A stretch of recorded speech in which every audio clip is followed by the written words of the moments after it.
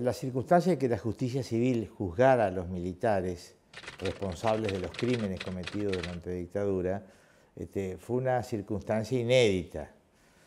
Digo inédita porque no había precedentes ni en la Argentina ni en el mundo de que un tribunal civil pudiera juzgar a crímenes cometidos en una dictadura saliente y obviamente que pudiera someter a militares, muchos de ellos todavía recién salidos de su actividad, al poder de la ley civil. Bueno, cuando me ofrecieron integrar la Cámara Federal, esto fue en el mes de diciembre de 1983, en ese momento yo no estaba en la justicia, había renunciado a la justicia, estaba en la actividad privada, pero nadie pensaba en ese momento que la Cámara Federal iba a tener a su cargo ese juicio. La importancia del juicio de las juntas militares ha ido ensanchándose, ha ido robusteciéndose con el paso del tiempo y luego ha quedado como incrustado dentro de la transición democrática, ¿no? Creo que el juicio de las juntas militares fue un verdadero acto de refundación democrática, permitió sobre su base poder edificar el edificio de la democracia. En aquel momento eran usuales las posibilidades de amenazas o intimidaciones, etc. Pero yo no pensé, sinceramente, no temí por mi seguridad personal. La decisión política de Alfonsín de iniciar, o mejor dicho, de someter a juicios sumarios a los máximos responsables de los crímenes de dictadura fue una decisión de notable audacia y que ha traído también una gran cantidad de consecuencias benéficas para el país. Yo creo que también fue una elección racional. Digo que fue una elección racional porque Alfonsín decía que no se podía edificar la democracia sobre la base de una claudicación ética. No había acompañamientos de parte de la justicia, tampoco presiones. Pero digo que no había acompañamientos porque los otros jueces pensaban que esto no se podía hacer, que era imposible, que no iba a ocurrir.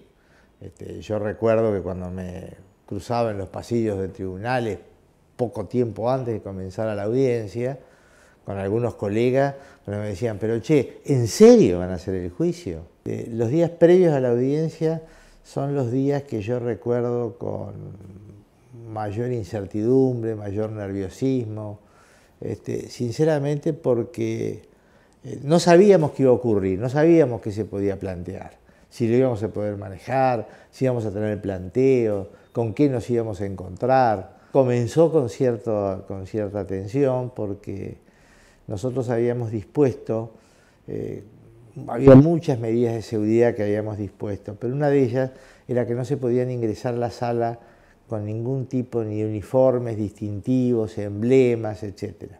Estaba pensado obviamente por los militares, pero caían en la redada, bueno, también los pañuelos blancos. Hoy en día te dicen, bueno, sinceramente es insensato, pero bueno, pero lo que teníamos temor no era de los pañuelos blancos, sino de los uniformes. Bueno, es un descenso al infierno, ¿no? Cuando uno escucha tal cantidad de historias terribles. Bueno, por supuesto que a uno le impacta muy profundamente. Sobre todo se pregunta, y esto yo creo que también es una constante dentro de la historia, ¿por qué en determinados contextos el ser humano es capaz de cometer tales aberraciones, ¿no? Gente que llegaba a su vida normal, que tenía su novia, su mujer, que tenía sus hijos, y esos tipos volvían a sus casas y jugaban a lo mejor con sus hijos a la noche, y a la tarde habían estado torturando o cometiendo actos aberrantes como se cometieron. Y esto a uno le hace dar cierto escepticismo sobre la naturaleza humana, cómo bajo ciertas circunstancias, en ciertos contextos, bueno, pero los hombres son capaces de cualquier cosa, ¿no? No solamente este juicio fue inédito por su ausencia de precedentes, sino también por su volumen. En este juicio se concentraron todos los expedientes que habían quedado durante la época de la dictadura sin resolución, los habeas corpus, las privaciones ilegales de la libertad. Es decir, la documentación era extraordinaria. Recuerdo que habíamos recibido de Ginebra, de la Comisión de Derechos Humanos, información que se había hecho denuncias que se habían hecho en el exterior contra la Junta Militar. Y llamaron del puerto que había llegado esa documentación. Entonces, bueno, dispusimos, bueno, que fuera, la Cámara tenía un vehículo, bueno, que fuera este vehículo a buscar esos papeles. Y entonces le contaron, no manden un vehículo, es un container de documentación.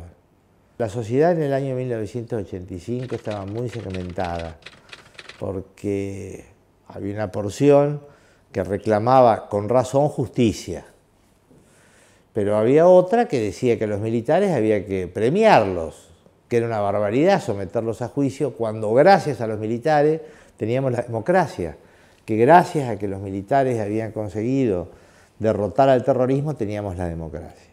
Nosotros tratamos, bueno, más allá por supuesto de que en el juicio también tuvimos muchas equivocaciones, pero tratamos de aplicar imparcialmente la ley. Bueno, me parece que el juicio comenzó a revelar masivamente estos horrores que se habían ocurrido, el tratamiento que le dio la prensa, comenzó a revelar toda esta trama siniestra. La gente en general no sabía qué alcance había tenido la represión, cuál era su magnitud, y me parece que las audiencias, el relato de los testigos, bueno, todo esto fue, yo creo que fue un descubrimiento colectivo. En el juicio, que nosotros adoptamos una forma bien acusatoria, llamamos la audiencia, que las partes ofrecieran la prueba y todo se ventiló en la audiencia. Ahí no hubo cuestiones previas, ¿no? Es decir, que toda la prueba del juicio, toda la evidencia fue frente a la sociedad.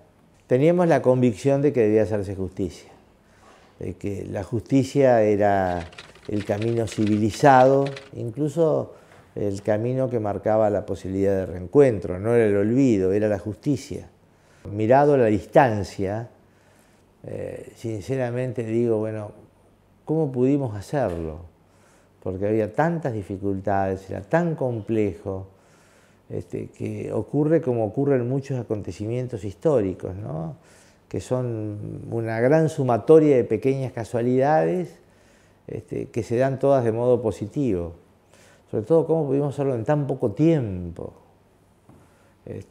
Si uno mira ahora todo lo que han demorado luego de la reapertura de los juicios, con todo el viento a favor, hace 10 años que se han dejado sin efecto la ley de obediencia debida y de punto final, y todavía no hemos podido terminar los juicios, sinceramente lo que se hizo en aquella época, bueno, sinceramente fue increíble.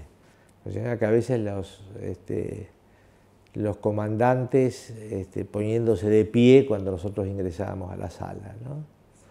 Quienes habían sido los señores de la vida y la muerte de los argentinos, bueno, tenían en ese momento que someterse, bueno, al poder del pueblo, al poder de la justicia del pueblo.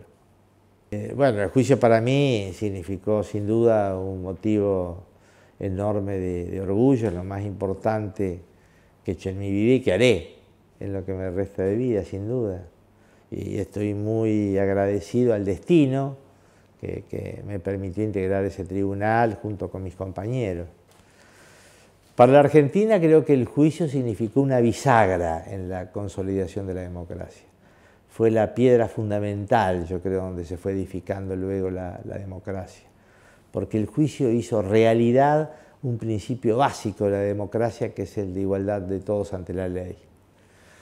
Y respecto del mundo, me parece un ejemplo extraordinario. Argentina, no solo a través del juicio, sino también durante todo el comportamiento que ha tenido durante todos estos años, ha sido un ejemplo para el mundo.